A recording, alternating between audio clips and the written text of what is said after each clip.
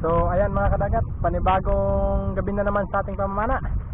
So samahan niyo po ulit kami ngayon sa aming pamamana mga kadagat. So bali ang oras natin ngayon ay nasa mga alas 5:30 na pala siguro, or alas 6 na kaya.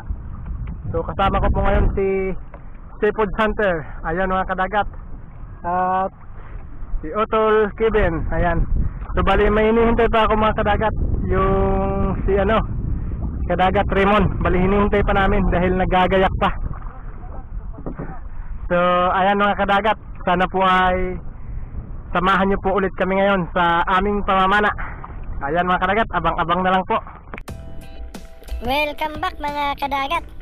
So napakaganda ng agos ng dagat ngayon at napakalinaw pa. At ito yung buhay na mano natin. Patay kang isda ka. Ang tawag niyan sa amin ay isdang timbungan, pero ang tawag niyan sa iba ay goatfish. Kaya goatfish mga kadagat ay may parang balba siya sa kanyang baba. Tapos ito pa, ayan, nakapana tayo ng isang pusit. Di ko na nga lang nabidyohan mga kadagat dahil baka tumaripas na naman ng takbo. Sayang din to, at medyo good size na to. Ang tawag niyan sa iba mga kadagat ay panos, pero dito sa amin ay nukos kung tawagin yan sa amin. At ayun mga kadagat, dito naman ay nakakita tayo ng dalawang samaral. Kaya lang yung isa ay mailap, kaya ito yung pinana natin. Patay kang samaral ka. At yan naman mga kadagat, ang tawag niyan sa amin ay kitong. At sinubukan ko ngang hanapin yung isa, kaya lang ay di ko na nakita. Kaya isa lang yung nakuha natin. At hinuhuli nyo rin ba mga kadagat yung mga bagulan kapag nakakakita kayo? Ang ibig kong sabihin ay dinadakot nyo lang ba? Kasi ako nakakakita ko sa ibang video, kaya ayan, nakakita tayo ng bagulan. Subukan nating hulihin kung marunong ba tayo. Ayan, kaya lang ay grabe, madulas pala sila. Kaya ayun, tumaripas tuloy ng takbo. Sayang.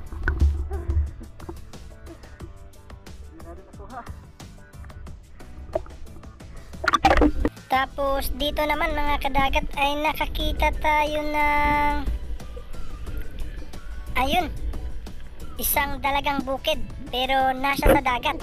Ayun, tinamaan natin mga kadagat. At nangingisay pa. Siguro kinikilig. Ayan, pumaikot-ikot. Ayan mga kadagat, ito pa oh.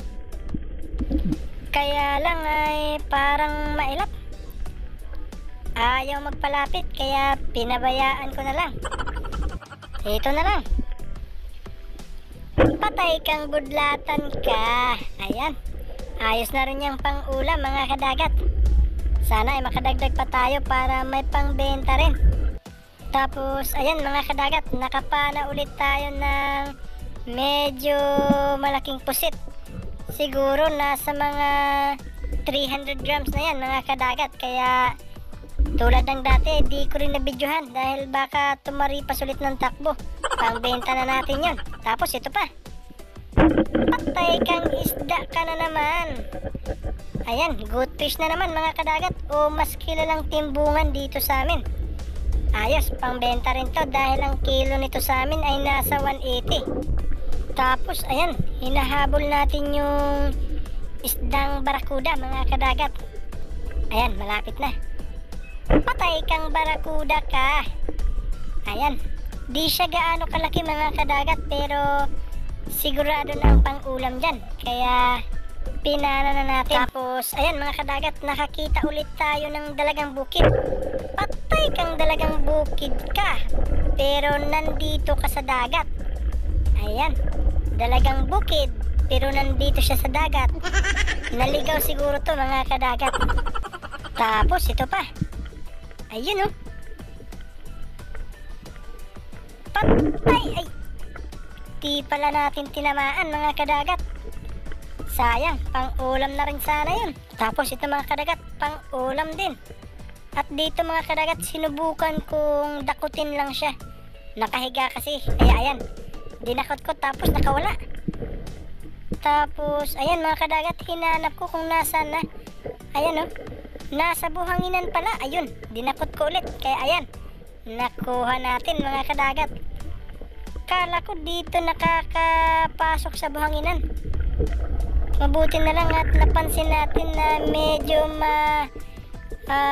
yung buhangin ay parang may buntot. Kaya yun, nakita ulit natin. Tapos, ang maganda pa dyan mga kadagat ay nakakita tayo ng, ayun oh, isang bagulan. Patay kang bagulan ka. At kung napapansin nyo siya mga kadagat, ay ang kulay niya kanina nung hinahabol natin siya ay kulay puti. Kapag ganun na mga kadagat ay panain nyo na agad dahil ang ibig sabihin nun ay mailap na siya. Yan yung palatandaan namin. Kapag puti na ay siguradong mailap na, kaya pinana na agad natin mga kadagat. Balak ko pa sana siyang videohan kanina. Tapos ito pa, nakakita tayo ng, ayan oh, budlatan ulit kung tawagin sa amin. Ayan, napakaganda ng tama natin. Di na siya nakagalaw mga kadagat. At dito naman ay nakakita tayo ng dalawang isda. Ayan, bayang at ayun, Muro Manila. Patay kang Muro Manila ka. Ito yung pinana natin mga kadagat.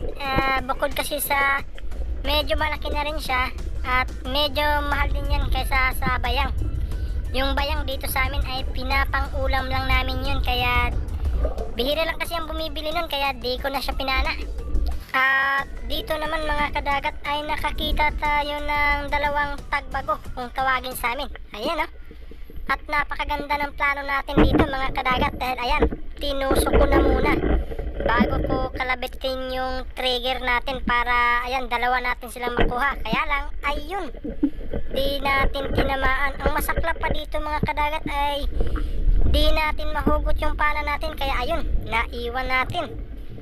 Tapos ayan mga kadagat, nakuha na natin at ito yung pinana agad natin dahil siya yung nakita. Pang ulam na rin yun mga kadagat. Tapos ito pa, ayun, nasa ilalim ng bato. Ayun oh, isang dalagang bukid. Patay kang dalagang bukid ka. Ayos na rin yan, pangbenta natin yan mga kadagat dahil yan yung pangalawang mahal dito sa amin. Ang kilo niyan sa amin ay nasa 180 din, kaya ayos na rin yan. Tapos ito pa, nakakita tayo ng banak kung tawagin sa amin, or balanak. Kaya lang ay grabe, ayaw magpalapit. Sinubukan ko siyang habulin mga kadagat, ngunit ayaw talaga. At ito matindi mga kadagat dahil tatlong isda yung nakita natin. Ayun, isa, dalawa. Tapos iyan pa oh, pero itong malaki. Kaya patay kang Muro Manila ka. Yan yung pinana natin dahil siya yung malaki. Ang tawag niyan sa iba mga kadagat ay alatan, pero dito sa amin ay Muro Manila. Tapos ayan, nakakita tayo ng patay kang lawian ka. Oo mga kadagat, lawian ang tawag niyan sa amin. Napakaganda ng kulay no? Iba-iba, may yellow, may brown at may blue rin. Grabe, ang ganda. Tapos ito pa, ayan oh, patay kang budlatan ka. Pang-ulam na rin natin yan mga kadagat. Bali, ito nga pala yung huling napana natin ngayon. Tapos, umuwi na kami. Ayan, pauwi na kami mga kadagat. Ay. Mga huli natin. Ayan o, ang lalaki. Ang lalaki ng chinila. Oh, puset. Ito yung mga huli natin mga kadagat.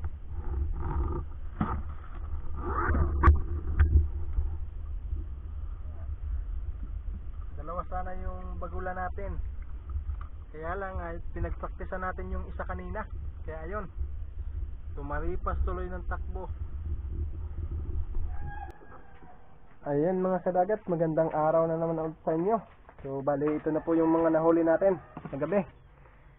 Ayan o, bali may dalawa tayong pusit na napana kagabi at Nagtitimbang ng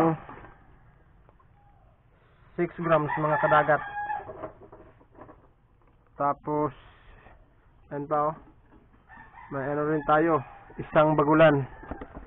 So bali wala na itong lamang loob mga kadagat. Malinis na yan. Nagtitimbang ng 1.1 kilos. Tapos ito yung mga isda natin. Yan. Titimbangin natin kung nakailang kilo tayo.